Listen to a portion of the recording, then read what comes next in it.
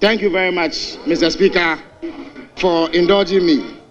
Mr. Speaker, I was making the point that whereas we on this side have enormous respect for the views and sensibilities of Ghanaians on all national matters, we must be wary of feigned outreach, which our colleagues on the other side are attempting to foist on us this evening. Mr. Speaker, for a group that handled the Ghanaian economy the way they did, it lies ill in their mouths to purport to oppose a bill which is designed to address one of the most complex challenges that is weighing down the energy sector. Mr. Speaker, the finance minister, in moving the motion, painted an accurate picture of the current situation in the energy sector. The energy sector is riddled with unsustainable debts, most of which has come about because of gross mismanagement of the economy by our colleagues on the other side. Mr. Speaker, as I speak, we require a colossal $3.7 billion, which translates into almost 50 billion Ghana cedis, to clear debts that have hung over our heads for close to 2 decades. Mr. Speaker, this has become a clear and present danger for Ghana's energy sector. And the time has come for bold initiatives to be adopted in order that we overcome this problem. Mr. Speaker, I was making the point just before I was interrupted that in our recent history, similar bold action has resulted in freeing up the space in the petroleum downstream sector. There was a time when persistent under-recoveries and huge debt overhangs created shortages in fuel products. The then government under President Mahama in 2015 took the bold step of carrying out full deregulation of the sector. Because of that, we have been able to avoid the recurrence of debt, and today petroleum products are available on a regular basis on the market.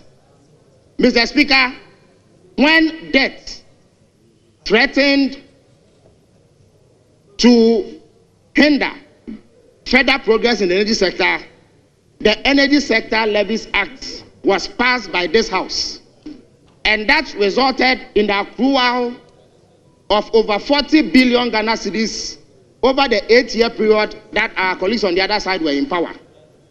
Somehow, they still managed, in spite of this colossal amount, to bequeath in excess of 80 billion Ghana cedis as debt to us when we took over.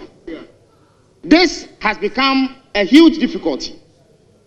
And the minister says that if this difficulty in the power sector was to be resolved by passing it on to consumers in that sector, it would mean a 50% increase in electricity tariffs. It is the duty of governments to look for ways to lessen the burden and plight and suffering of the Ghanaian people. And that is precisely what this government has been doing. We committed ourselves to reducing hardships.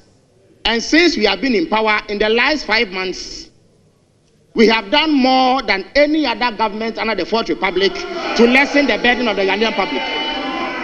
Mr. Speaker, as I speak to you,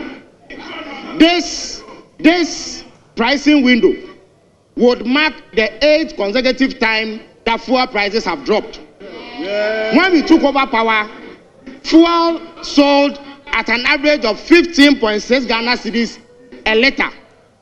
This added up to over 70 Ghana cedis a gallon for fuel. Because of prudent economic management and our ability to cause the appreciation of the cedi, fuel prices have now dropped to around 54 Ghana cedis a gallon. 70. From 70, which is a reduction of 16 Ghana cedis. Mr. Speaker, when our colleagues on the other side came into power in 2017, fuel sold at around 14 cedis a gallon. By the time they left power, a liter of fuel was selling at 15 Ghana cedis. A liter. But we find that there is a need to do something about the debt overhang in the power sector. According to the energy minister, he requires $1.2 billion every year to buy fuel, liquid fuel, to fire our thermal plants. This is not a component in electricity pricing, because our colleagues on the other side took a decision that they were going to buy fuel on credit and find a way to pay back as and when they find money. But that has proven unsustainable and is leading to a situation where if we don't take prompt action, it will completely undermine the power sector. It is the duty of a responsible government to fix this problem.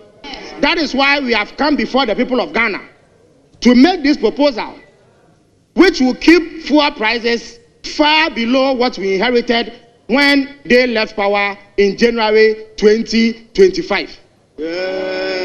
Ghanaians will not pay for fuel, I beg your pardon, at the level that they were paying when they were in power, despite the introduction of this levy.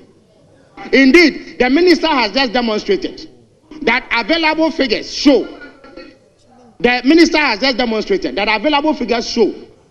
that because of the consistent gains we have made in the value of the cedi, despite the introduction of this levy, we are going to have Minister, a net decrease. Let me recognize Honorable Minority Chief Whip. Speaker, our colleague made a significant point, and this is a house of record. He says his administration has reduced taxes more than any other administration. I want to put it to him. Speaker, you increase the sustainability levy from 1% to 3%. And then the sunset clause... Honorable member, what is your point of order? Speaker, it's a statement what is your point of order? Fact. Speaker, I can reference order 1, 2, 3, but what that is not your point of order? I'm saying that statement is not true. Because that is his opinion. You can also disagree with him. But I'm putting it to him that they increased sustainability levy from 1% to 3%. The sunset clause, which was supposed to exit at 2025, they extended it to 2028. The practice is that hold it. When it gets to your 10, then you can also place it on record. When it gets to your 10, then you can also place it on record. Your view can also be placed on record. And it is left out to the jury to decide what you said and what he said, which one is correct. In this house, it is also a practice that when somebody is speaking and you put out an information which is falsehood, under order 122, we can come under that order, you see, and correct him. The order that you are quoting, that the member is stating falsehood, you are delving into a matter of privileges. That is how it is. Invoke the order and see whether it will not be a matter of privileges. It will be a matter of privileges. You can look at the relevant order. So you have the floor. Mr. Speaker, the Honorable Minority Chief Whip has spoken, but he has actually said nothing. Because I never said this government has reduced taxes more than any other government. I said this government has reduced hardships than any other government under the Fourth Republic, which is a fact. Indeed, the very commodity we are discussing, fuel, is cheaper now than when they left power. That is evidence of reducing hardship. Mr. Speaker, only last week or the week before, transportation prices fell by 15%. Mr. Speaker, there is evidence on the market that a gallon of oil, which sold above 1,000 Ghana cedis, now sells at 650 Ghana cedis. Mr. Speaker, multiple industries, including those who produce beverages, have announced significant reductions in the prices of their products. That is evidence of reducing hardships.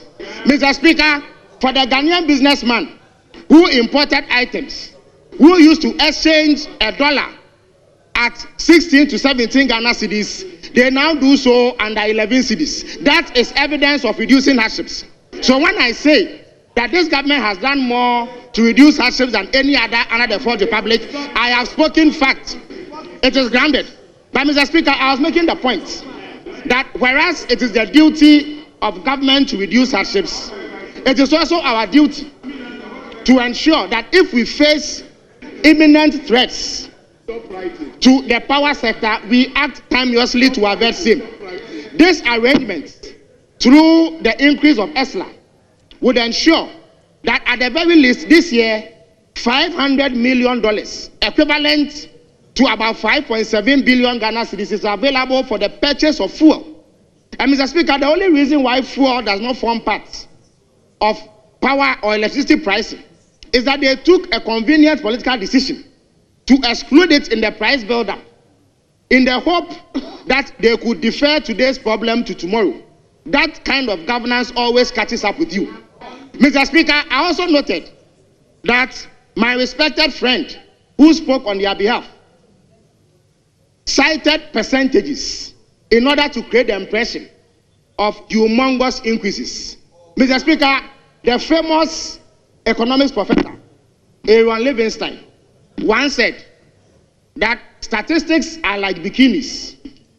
What you see is suggestive, but what they conceal is vital. The reason why he cited percentages is to create a misleading impression that there has been an over-the-top increase in the price of fuel. But Mr. Speaker, the total cumulative effect of this increase will be a net reduction because other factors contributed to by the economic prudence of this government have resulted in a consistent downward trend in the price of fuel. Those are the facts that he sought to conceal by stating those misleading statistics. Mr. Speaker, it is all well and good. It is all well and good for them to play politics and purport to be outraged. A party that introduced more than 30 different taxes within a space of 30 years cannot possibly be outraged over a minimal increase in an existing tax. They cannot reprobate and approbate. They cannot love taxes and hate taxes at the same time. They cannot hate pork and eat pork soup. Mr. Speaker, if they were genuinely concerned about the Ghanaian people, they would not have slapped the multiplicity of taxes they did on them when they were in power. We are compelled to take this measure, and we do so at a time when we have demonstrated capacity to reduce the burden of the Ghanaian people. And we commit to using the resources that accrue from this increase in the levy in a manner that sustainably addresses the biggest risk to the Ghanaian economy, which is the debt overhang in the power sector. I urge my colleagues to move away from the grandstanding, to move away from the politicking, to move away from the pretense, and join us in this effort to resolve one of our biggest problems, because it will turn out that in the long run, we will permanently overcome what has become a cyclical problem which they struggled and failed to address. Mr. Speaker, I urge the House to back the Finance Minister and the Energy Minister in this nation-building exercise, so that we may guarantee security of power going forward, so that our children do not have to shoulder the responsibility that we reneged on. I thank you so much for your